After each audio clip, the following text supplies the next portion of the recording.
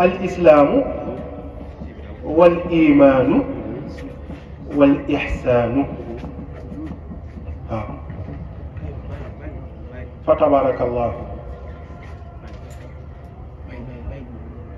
muy la religion musulmane ak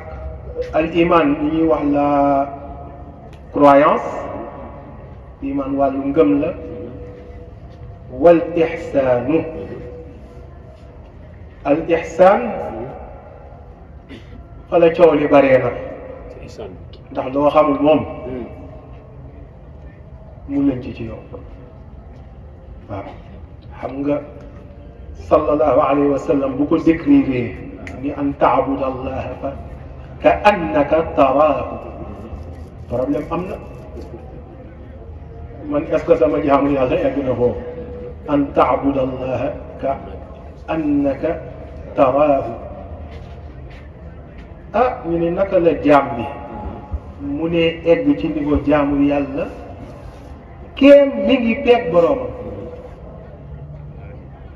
am na maam Seydi Xaaji Maalik mu ngi ko waxee ci téeréem ba Zadul Quluub walawlaa sukuunul aalamiina li gayrihi raawhu iyaanan wal ilaahu allahu akbar ñoom egg am na fu ñu egg kon maam Seydi Xaaji Maalik moom dugg na ci buntu bii xuus na ci ka annaka taraahu mu ne ah bu dul konteeg jengu mindeef yi ah yàlla mii aji sàkk ay mindeefam ñu jeng jëm ca ñamu sàkk wëlis moom kon am na luy nëbbu ci moom kii mu muur kiiraay waaye bu ñu jengul woon dem ci la mu sàkk ah orienté seen xol ci seen borom raawhu iyaanan wal ilahu qaribu xam nga lu la koy déggal da ngay dellu ci falaabuda ci waqariya ak fasli xam nga maam Seydi Xaaji Maalik nee na boroomam waqariya baabal xayri sama fëgg baabal xayri buntu keneen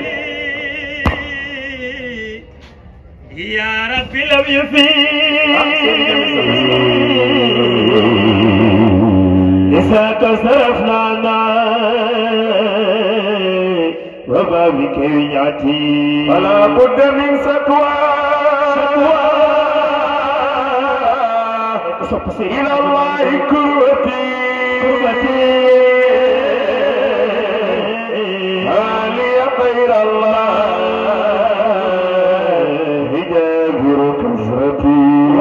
يا باب الخير يا رب لم يفيد إذا تصرفنا عنا وبابك وجعتي فلا بد من سقوى إلى الله كربتي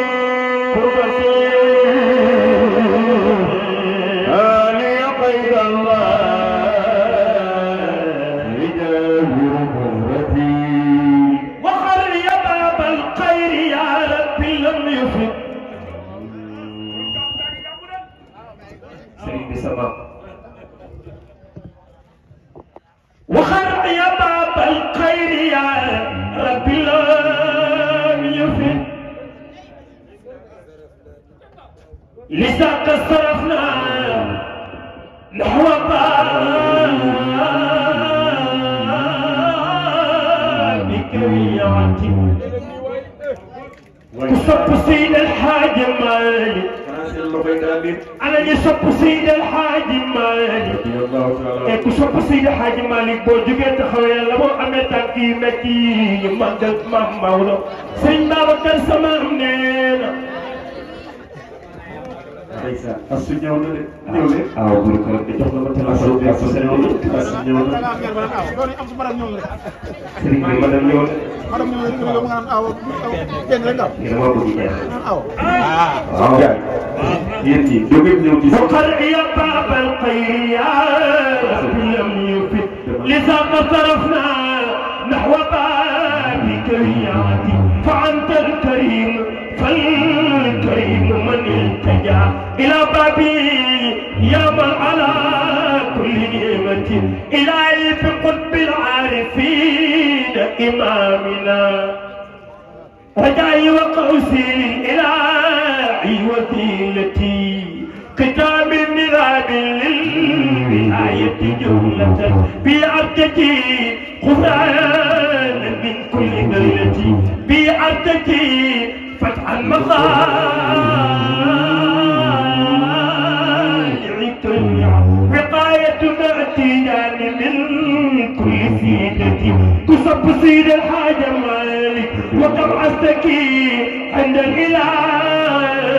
زيارة ضايع لكن القناع بطاقتك أنادي وهل يدين داو الأقل جوع هل تعلي يعطيني مرادي ونعمتي وما زلت أرجوها من الله وعده وإن لم على يا مرار تعيزتي وأنت الوعد عندك صادق إجابة قضاء اضطراري وذلتي إلهي ضعف الوالدين الظلم كذلك يا رحمن كل المسيقة كذلك إخوان إلهي جملة ومن يبتغي ربي إلى غير ملة وعتك صلاة الله ثم سلامي على خير خلق الله من خير دنيتي